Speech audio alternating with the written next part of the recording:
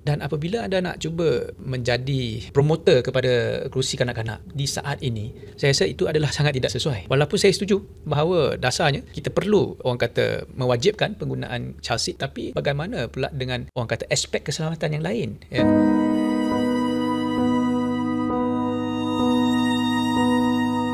Kalau kita lihat kepada rakaman CCTV, impak kelajuan lori itu, saya khawatir kalau ada kerusi yang kanak-kanak pun agak susah untuk seorang bayi yang berumur 1 tahun untuk menyelamatkan diri lah daripada keadaan sebegini. Itu bagi saya adalah isu pokok, bukannya kasih. Isu pokok adalah isu bagaimana kenderaan itu boleh bergerak laju, bagaimana kenderaan itu boleh berada di lorong. Kalau kita perincikan lagi, sebenarnya itu adalah di sebelah lorong sebelah kanan. Rapat ke kanan.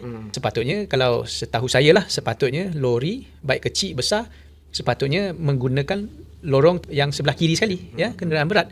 Tetapi kalau kita lihat dengan kelajuan dia, dengan lorong yang dia merempuh tu adalah lorong kenderaan biasa, ya. Ini antara bagi saya, selain daripada sikap pemandu, kita tidak tahu.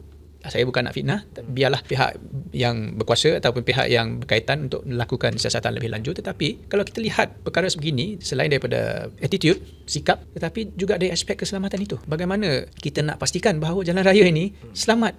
ST10, sembang santai tapi sampai.